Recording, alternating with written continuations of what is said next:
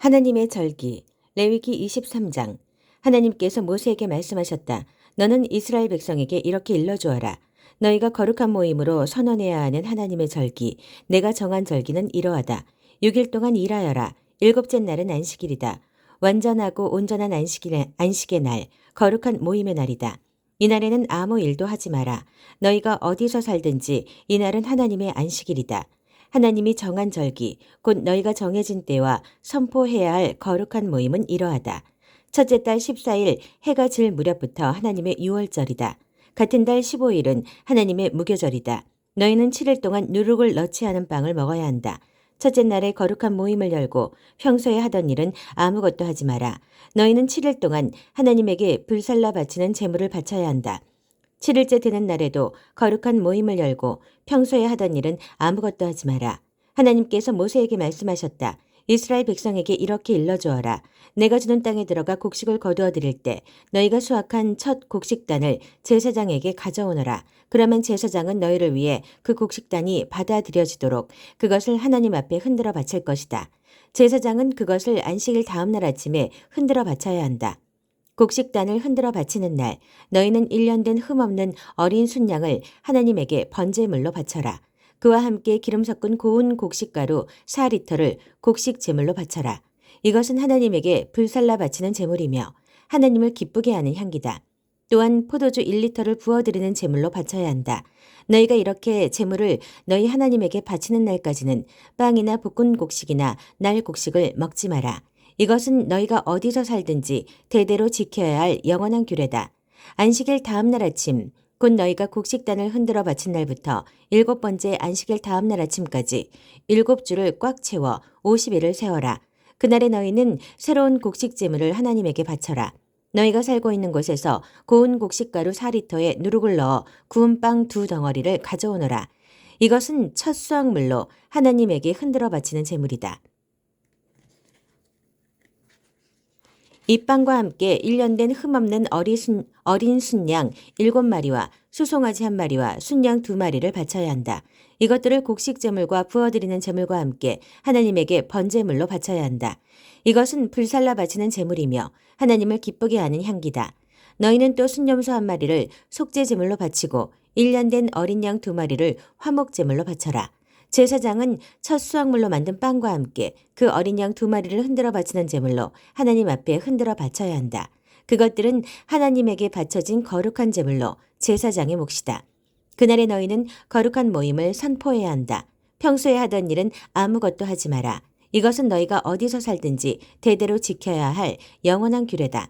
너희가 땅에서 곡식을 거두어 드릴 때는 밭의 가장자리까지 거두지 말고 떨어진 이삭을 다 줍지도 마라. 가난한 사람과 외국인을 위해 그것들을 남겨두어라. 나는 하나님 너희 하나님이다. 하나님께서 모세에게 말씀하셨다. 너는 이스라엘 백성에게 이렇게 일러주어라. 7째 달 첫째 날은 안식의 날, 거룩한 모임의 날로 구별하여라. 순양의 뿔로 만든 나팔을 크게 울려 그날을 기념하여라. 평소에 하던 일은 아무것도 하지 말고 하나님에게 불살라 바치는 제물을 바쳐라. 하나님께서 모세에게 말씀하셨다. 7째 달 10일은 속죄일이다. 너희는 거룩한 모임을 열고 금식하며 하나님에게 불살라 바치는 제물을 바쳐라. 그날은 너희 하나님 앞에서 너희를 위해 속죄하는 속죄일이니 그날에는 일하지 마라. 그날에 금식하지 않는 사람은 누구든지 자기 백성 가운데서 끊어져야 한다. 누구든지 그날에 일하는 사람은 내가 그 백성 가운데서 멸할 것이다. 그날에는 아무 일도 해서는 안 된다. 절대로 일하지 마라. 이것은 너희가 어디서 살든지 대대로 지켜야 할 영원한 규례다. 그날은 안식일, 곧 온전하고 완전한 쉼의 날이며 금식의 날이다. 그달 9일 저녁부터 다음 날 저녁까지 너희는 안식일을 지켜라. 하나님께서 모세에게 말씀하셨다. 너는 이스라엘 백성에게 이렇게 일러주어라. 하나님의 초막절은 7째 달 15일에 시작되어 7일 동안 이어진다. 첫째 날은 거룩한 모임의 날이니 평소에 하던 일은 아무것도 하지 마라. 7일 동안 하나님에게 불살라 바치는 제물을 바쳐라.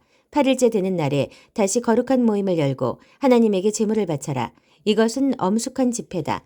평소에 하던 일은 아무것도 하지 마라. 이것들은 하나님이 정한 절기다. 그날에 너희는 거룩한 모임을 선포하고 하나님에게 불살라 바치는 제물을 바치되 번제물과 곡식제물과 희생제물과 부어드리는 제물을 각각 정해진 날에 바쳐야 한다. 이 제물들은 하나님의 안식일에 바치는 제물, 서원 제물, 자원 제물과는 별도로 너희가 하나님에게 바치는 것들이다.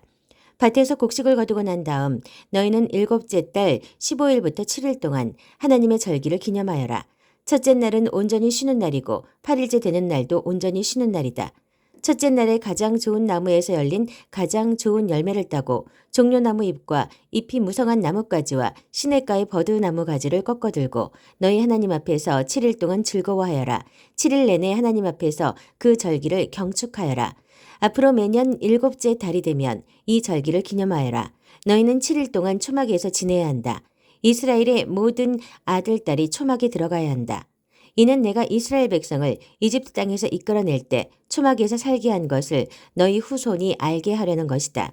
나는 하나님 너희 하나님이다. 모세는 이스라엘이 즐겁게 지켜야 할 절기, 곧 하나님께서 정해주신 1년 동안의 절기를 그들에게 공표했다. 하나님 앞에 두는 등불과 빵. 레위기 24장. 하나님께서 모세에게 말씀하셨다. 이스라엘 백성에게 등불에 쓸 깨끗한 올리브 기름을 가져오게 하여 등불이 계속 타오르게 하여라. 아론은 이 등불을 회막안 증거궤를 가리는 휘장 앞에 두어 저녁부터 아침까지 하나님 앞에서 계속 타오르게 해야 한다. 이것은 너희가 대대로 지켜야 할 영원한 규례다. 아론은 이 등불을 하나님 앞 순금 등잔대 위에 두어 계속 타오르게 해야 한다. 너는 고운 곡식가루를 가져다가 빵 1개당 가루 4리터를 들여 빵 12개를 구워라. 그 빵들을 하나님 앞 순금상 위에 한 줄에 6개씩 2줄로 차려 놓아라. 각 줄을 따라 순전한 향을 발라 그 빵을 기념물로 삼아라. 이것은 하나님에게 바치는 제물이다. 안식일마다 그 빵을 하나님 앞에 차려 놓아야 한다. 이것은 이스라엘 자손이 지켜야 할 영원한 언약이다. 그 빵은 아론과 그의 아들들 몫이 되고 그들은 그 빵을 거룩한 곳에서 먹어야 한다. 그 빵은 하나님에게 바친 제물에서 온 것으로 그들의 목 가운데서도 지극히 거룩한 것이다. 이것은 영원히 지켜야 할 규례다. 하나님을 모독한 자. 어머니는 이스라엘 사람이고 아버지는 이집트 사람인 한 남자가 있었다. 하루는 그가 외출하여 이스라엘 사람들에게로 갔는데 진 안에서 그와 어떤 이스라엘 사람 사이에 싸움이 일어났다. 그 이스라엘 여인의 아들이 하나님의 이름을 모독하고 저주했다. 그러자 사람들이 그를 끌고 모세에게로 왔다. 그의 어머니의 이름은 슬로밋인데 단지파 디브리의 딸이었다. 사람들은 그를 가두어 두고 하나님의 뜻이 그들에게 드러나기를 기다렸다. 하나님께서 모세에게 말씀하셨다. 하나님을 모독한 그 자를 진 밖으로 끌어내라. 그가 한 말을 들은 사람은 모두 그의 머리에 손을 얹은 다음 온 회중이 그를 돌로 쳐서 죽여라. 너는 이스라엘 자손에게 이렇게 일러주어라. 누구든지 하나님을 저주한 자는 그 책임을 져야 한다. 누구든지 하나님의 이름을 모독한 자는 사형에 처해야 한다. 온 회중이 그를 돌로 쳐서 죽여야 한다.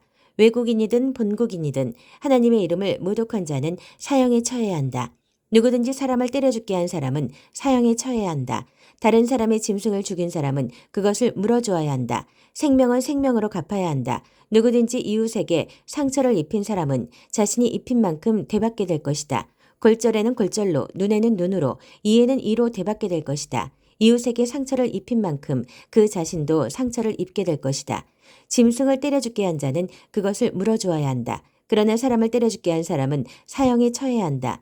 여기에 예외는 없다. 외국인이나 본국인에게나 같은 법이 적용된다. 나는 하나님 너희 하나님이다. 모세가 이렇게 이스라엘 백성에게 말하자 그들은 하나님을 모독한 자를 진 밖으로 끌어내어 돌로 쳐서 죽였다. 이스라엘 백성은 하나님께서 모세에게 명령하신 대로 행했다. 땅도 하나님 앞에서 안식하게 하여라. 레위기 25장. 하나님께서 시내산에서 모세에게 말씀하셨다. 너는 이스라엘 백성에게 전하여라. 그들에게 이렇게 일러주어라. 내가 너희에게 주는 땅에 들어가면 그 땅도 하나님 앞에서 안식하게 하여라. 너희는 6해 동안 밭에 씨를 뿌리고 포도밭을 가꾸고 수확물을 거두어들여라. 그러나 7째 해에는 그 땅이 하나님 앞에서 안식, 곧 온전하고 완전한 쉼을 얻게 해야 한다. 너희는 밭에 씨를 뿌려서도 안 되고 포도밭을 가꾸어서도 안 된다. 자생하는 것을 거두어들이지도 말고 돌보지 않은 포도나무의 열매를 수확하지도 마라. 그 땅은 한 해 동안 온전하고 완전한 쉼을 얻을 것이다. 안식년 동안 그 땅에서 자생하는 것은 너희가 먹어도 된다. 너희와 너희 남종과 여종과 너희 품꾼과 너희 땅에 사는 외국인은 물론이고 너희의 가축과 그 땅의 들짐승도 그것을 먹을 수 있다. 그 땅에서 자생하는 것은 무엇이든 먹어도 된다. 희년, 안식년을 7번, 곧 7회를 7번 세어라. 안식년이 7번이면 49회가 된다. 일곱째 달 10일 곧 속죄일에 순양의 뿔로 만든 나팔을 크게 울려라. 나팔 소리가 온 땅에 울려 퍼지게 하여라. 너희는 50년이 되는 해를 거룩한 해로 정하고 온 땅에 사는 모든 사람에게 자유를 선포하여라. 이 해는 너희를 위한 희년이니 각 사람은 자기 집안의 소유지로 돌아가서 자기 가족을 만날 것이다. 50년째 해는 너희의 희년이다. 씨를 뿌리지도 말고 밖에서 자생하는 것을 거두지도 말고 돌보지 않은 포도나무의 열매를 수확하지도 마라. 그 해는 희년이고 너희에게 거룩한 해이기 때문이다.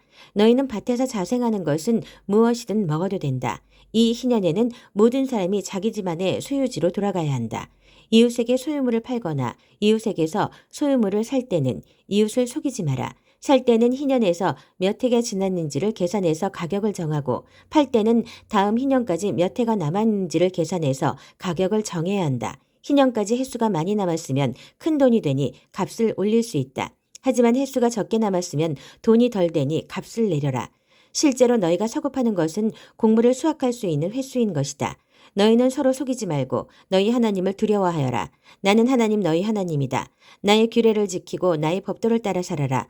그러면 너희가 그 땅에서 안전하게 살 것이다. 그 땅은 열매를 낼 것이고 너희는 온갖 먹을거리를 얻고 아무 걱정 없이 안전하게 살게 될 것이다. 너희가 묻기를 일곱째 해에 심지도 않고 거두지도 않으면 무엇을 먹고 살라는 말입니까 하겠지만 내가 보증하겠다. 내가 여섯째 해에 너희에게 복을 주어 새 해 동안 먹기에 충분한 소출이 그 땅에서 나게 할 것이다. 여덟째 해에 씨를 뿌리고 나서 아홉째 해가 되어 햇 곡식을 거둘 때까지 너희는 묵은 곡식을 먹게 될 것이다. 땅을 영구히 팔지는 못한다. 땅은 나의 것이다. 너희는 다만 외국인이요 나의 소작인일 뿐이다. 너희는 너희가 소유한 땅을 누군가가 되살 수 있는 권리를 보장해야 한다. 내 형제 가운데 하나가 가난하게 되어 자기 땅의 일부를 팔아야 할 경우 그 친척 가운데 가장 가까운 사람이 나서서 자기 형제가 판 땅을 되사야 한다. 땅을 되사줄 친척이 없는 사람이라도 나중에 성공해서 그 땅을 되살 만큼 충분한 돈을 벌었으면 그 사람은 자신이 땅을 판 뒤로 사용된 땅의 가치를 계산해서 남은 값을 땅을 산 사람에게 지불하면 된다. 그렇게 해서 그는 자기 소유의 땅으로 돌아갈 수 있다. 그러나 되살 만큼 돈을 벌지 못했으면 그가 판 땅은 희년이 될 때까지 그 땅을 산 사람의 소유로 남는다. 희년이 되면 땅은 원래의 주인에게 돌아갈 것이다. 그때 그는 자기 땅으로 돌아가 그 땅에서 살아갈 수 있다. 성곽 안에 있는 집을 판 경우 판지 한 해가 다 차기까지는 되살 권리가 있다. 한 해 동안은 언제든 되살 수 있다. 하지만 한 해가 다 지나도록 되사지 못하면 그 집은 영원히 구입한 사람과 그 자선의 소유가 된다. 그 집은 희년이 되어도 원래의 주인에게 돌아가지 않는다. 그러나 성곽이 없는 마을에 있는 집은 밭과 마찬가지로 처리할 것이다. 그 집은 언제든 되살 수 있고 희년에는 원래의 주인에게 돌아가야 한다. 레위인 성읍의 경우에는 성읍 안에 있는 그들 소유의 집은 언제든 되살 수 있다. 레위인의 집은 그들 소유의 성읍에서 판 것이면 언제든 되살 수 있고 희년이 되면 원래의 주인에게 돌아간다. 레위인의 성읍에 있는 집은 이스라엘 백성 가운데에 있는 그들의 재산이기 때문이다. 레위인의 성읍에 속한 목초지는 그들의 영원한 소유지이므로 팔 수 없다. 너희 형제 가운데 누가 가난하게 되어 자기 힘으로 살아가지 못하는 사람이 있으면 외국인이나 손님을 돕듯이 그를 도와주어라. 그래서 그가 너희 동네에 계속 살 수 있게 해주어라. 그에게 이자를 받아 돈을 벌려고 하지 마라. 너희 하나님을 경외하는 마음으로 너희 형제가 너희와 한 동네에서 함께 살 수 있게 해주어라.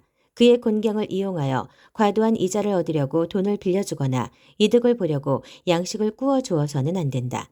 나는 가나안 땅을 너희에게 주어 너희 하나님이 되려고 너희를 이집트에서 이끌어낸 너희 하나님이다. 너희 형제 가운데 누가 가난하게 되어 자신의 몸을 너희에게 팔아야 할 경우 그를 종 부리듯 하지 말고 품꾼이나 너희 가운데 머무는 손님처럼 대하여라. 희년이 될 때까지 그가 너희를 위해 일할 것이다. 희년이 되면 그는 자녀들과 함께 마음 놓고 자기 친척과 조상의 땅으로 돌아갈 수 있다. 이스라엘 백성은 내가 이집트에서 이끌어낸 나의 종이니 절대 종으로 팔 수 없다. 너희는 그를 가혹하게 부리지 마라. 너희는 하나님을 두려워하여라. 너희가 소유할 수 있는 남종과 여종은 주변 나라에서 온 사람들이어야 한다. 주변 나라로부터 종을 사들이는 것은 괜찮다. 일시적으로 너희와 함께 사는 외국인 노동자의 자녀들은 사들여도 된다.